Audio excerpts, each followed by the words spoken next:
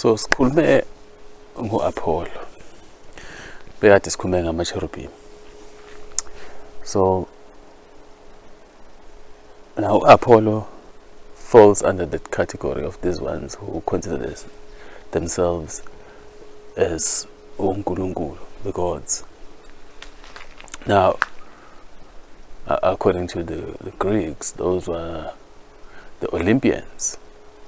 But before there was Olympians, there was supposed to be Titans, Amatitan. Now we'll go into that one. But let's talk about these Olympians who call themselves gods.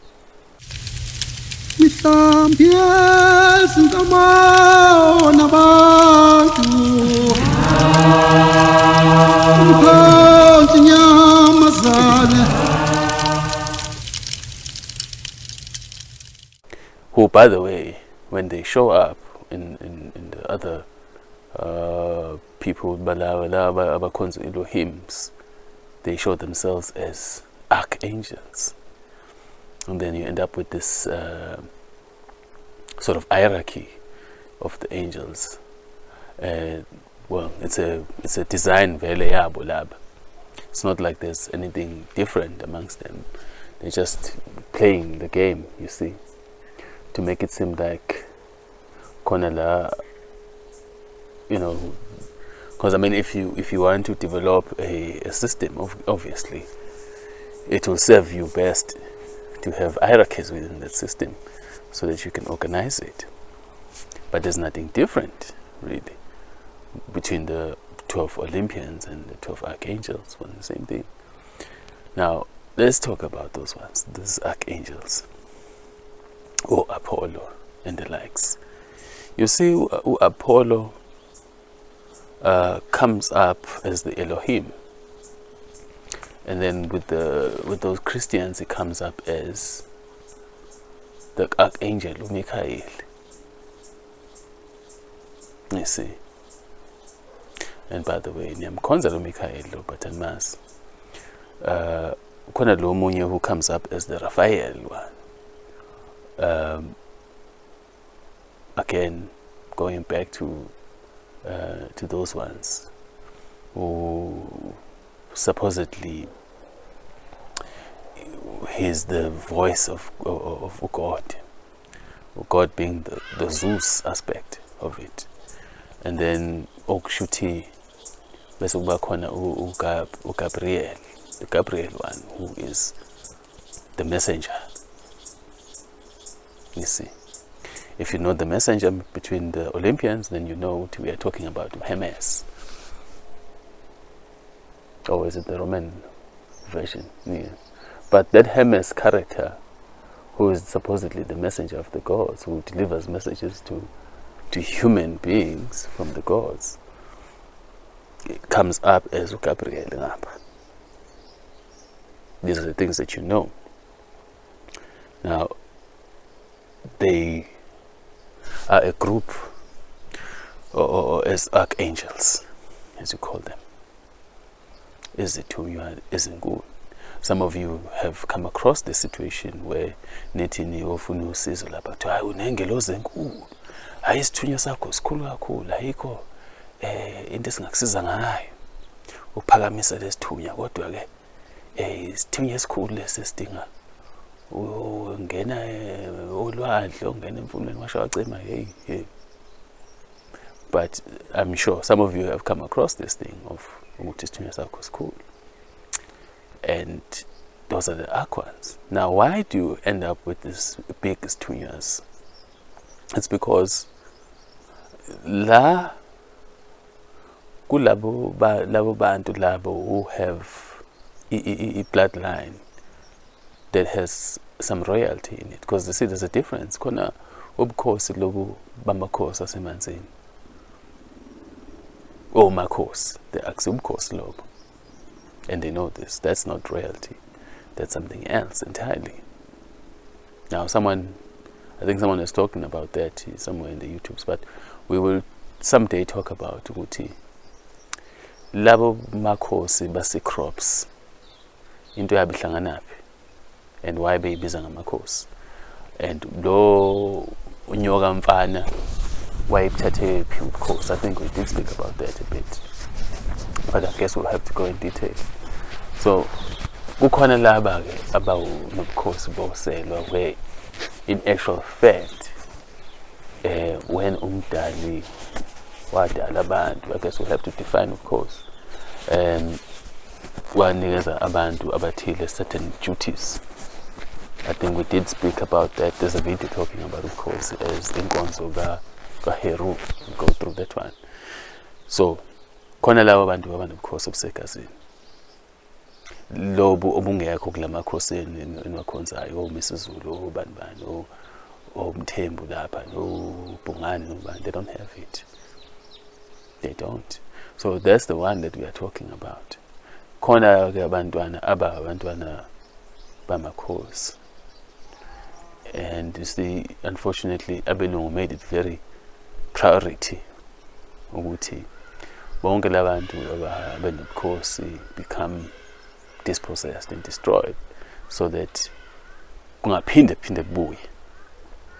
Well, unfortunately ke isizukulwane sikhona, bakhona abantwana basonalona, so it will show up now and then. Uhambe lapha endumbeni kuthiwa cha, ayike into esingakusiza ngayo, kukho nje singakukhulu esingakusiza ngakho wena, into yakho nje hayi elikhulu, and you're struggling. But the problem is they still insist to us. Well, those ones who are honest, then they will tell you, no, actually, boy, girl, awuyomixa nabantu abanobukhosi.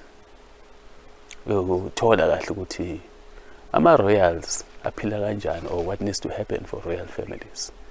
Now, I digress, but I wanted to paint a picture.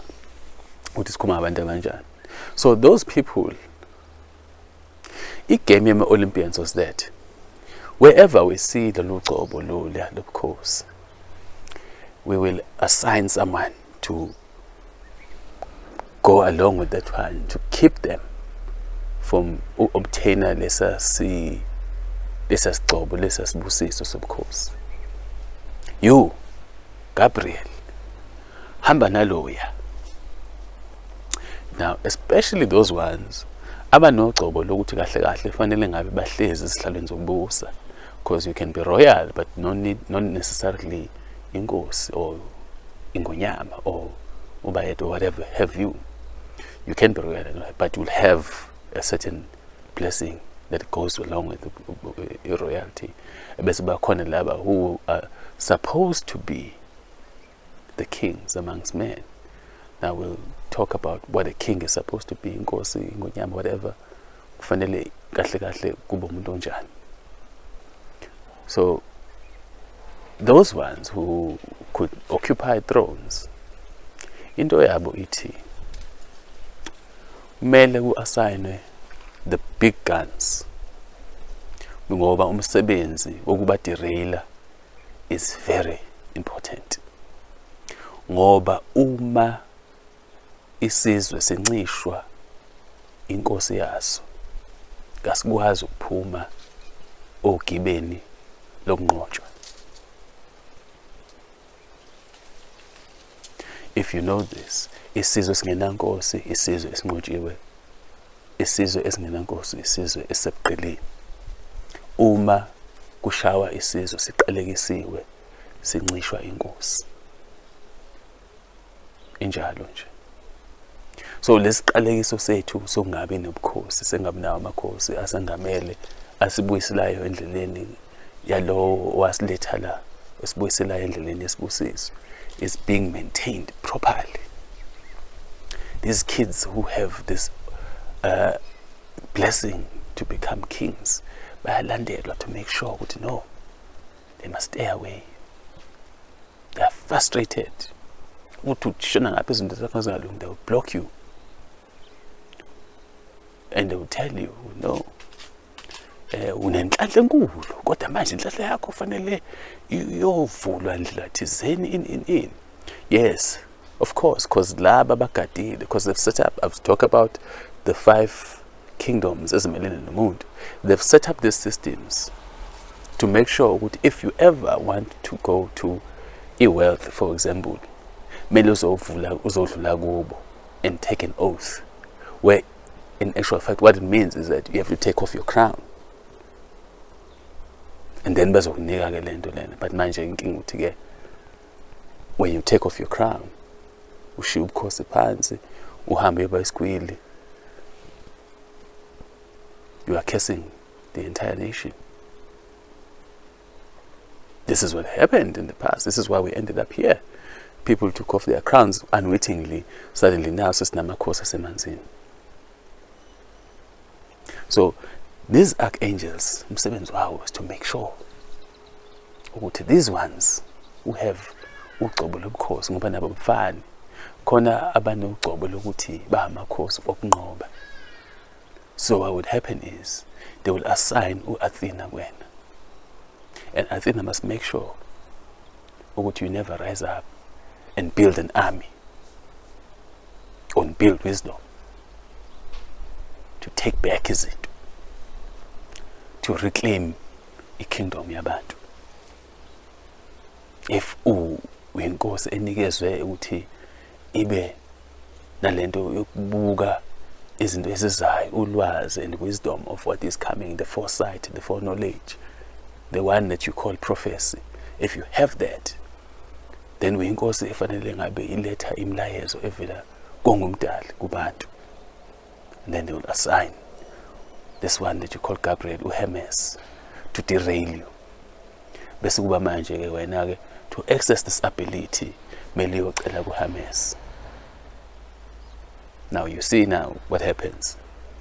This allows them also to see what is coming. Abanye who have this thing, clairvoyance and whatnot, to see what the problems are kubantu, bakwazi ukuthi baqhamuke nesombululo neziyalo. They will assign the Apollo one, Raphael. Then Apollo will make them come and submit to them, to him, ukuthi ba access this ability to foresee, to see izinto, clairvoyance, to understand the solutions, to understand the makhambi, all those kind of things. Ezozilapha isizwe, akufanga abalapha isizwe babhizi bakhotheme ku-Apollo laphana. And they will never get to doing that purpose yabo. They will never fulfill it because sebethathe crown yabo bayibeka phansi, bayothandaza u-Apollo, ingelosi ebandla. Enjalo nje. So they will tell you, these ones who are clever, ukuthi hayi wena fanele uyokhuphula isithunywa sakho esikhulu, futhi nje yokusiza ukuthi uvule ibandla lakho uzoba likhulu, uzolapha abantu. No. Ubani owathi umsebenzi wethu sonke manje sewukulapha njengoba nibhizi nje? Mithwasa. I digress. Ngagxila kuloko abantu bazenzela mathanda inkinga. Kodwa ngithi, when it comes to these archangels, the top 12, obongoza, umsebenzi wabo is to make sure to derail you. Whereas amatitani before them, there were 12 titans. They had another purpose that they were doing. They had their own game that they were playing. Then we'll talk about that some other time. But yes, you go there, look up this thing of the 12 Olympians, understand ukuthi they claiming ukuthi bane dominion over what, and then you realize that no, those powers are actually not theirs. Imsebenzi wabo is to prevent you from accessing those abilities and powers and dominion over those things, because umuntu owayedaliwe wanikezwa igunya ne-authority over all aspects of indalo. Nkosi yasemkhezwaneni yafika isuka nje ihambe ithi ayazi wena mkhezwana woza la inemvula abantu bamuke, wena mkhezwana yena la imvula abantu batshale bavuna. You see, Nkosi yemkhezwana yahamba ithi hayi sekuyisikhathi sokushintsha ke manje kwesizini. Woza busika laliqhwa bagodola abantu. just for an example, about dominions. Bakhona that we used to hear about. Well, there are a lot of stories about kings who used to do such things. Kodwa ke bazokutshela abangazi bathi I know kwakukhandwa imithi babedla imithi kanti no yayisegazini leyo nto. And that is what royalty will manifest. Royalty needs to manifest in a certain way. But now archangels asebenza kanzima to keep you from doing such things. You see, a king is the one who is intercessing between God and man. Ngokwe definition yabo. Ngokwe definition yethu, oyinkosi loyo omele abantu. Oyisisebenzi sikaMdali, oyisithunywa sikaMdali kubantu. Not ukuthi abahole, but ukuthi abagcine besendleleni yakhe. Manje sekwa about ukuhola nokubusa in all these things of being wanting to be worshipped. Nkosi yahlala uthi abantu bafika enkosini belethe inkinga. Bathola isombululo. Bathola ukulapheka, bathole indlela yokuphila. Ayinjalo lonto. Kudala ngafiki lapha. Even inhlabathi yayibusiseka la kukhona inkosi. I don't even like to use that word lenkosi ngoba it doesn't capture the meaning. But yes, umhlaba wawulapheka. Umhlaba uyafa nje ngoba amakhosi awasekho emhlabeni. Ilapho nje. Izihlahla ziyasaba ukumila, izitshalo ziyanqena ukumila, beze ngifaka fertilizer, yonke le nto le. Khombisa ukuthi inhlabathi nayo iyagula. Ubukhosi ke lo abusekho sebathathwa umntakabani.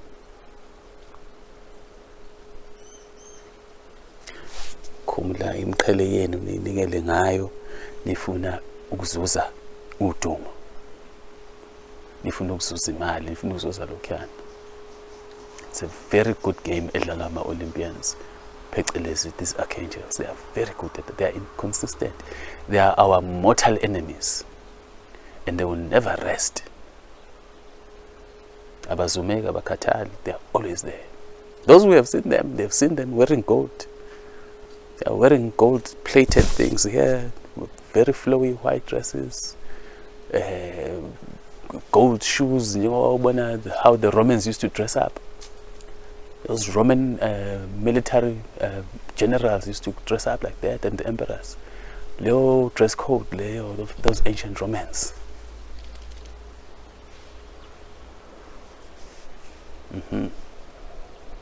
Same ones, Olympians, they dress up like that. You've met them, some of you, in your dreams or in your astral travels, I'm sure. Oh, prosperity. Shonjalo. Izilo sengubo. Remember that one? Yeah. So, those are the archangels. We will continue on this one of Izithunya the angels, because I realized ukuthi abantu don't understand what they're dealing with. You don't get it. You seem to think somewhere, somehow, khona izithunya kumele zinenzele kona. Uma isithunya kwisithunywa sithumeke ke phela. Esinjani isithunywa? Esithuma wena. What's going on here? Why is isithunya, but at the same time mina fanele ngithunywe uwe? Doesn't add up. But then again, these things vele ziqhamuka because of labantu abafika izingane zabo, and thina ke manje asazi ukuthi kahle kahle what we are dealing with all these madlozes. Sesixakekile manje asazi ukuthula kube nani. We will continue on this one. abaphatheka kabi shame anginandaba really. It's not my business. I'm not here to massage you or make your faith look like it's something better than the other ones. I'm not here to create a cult also. I'm just dropping the things as it come out from the universe. Isn't it and go. You take it or leave it. That's the disclaimer. Take it or leave it.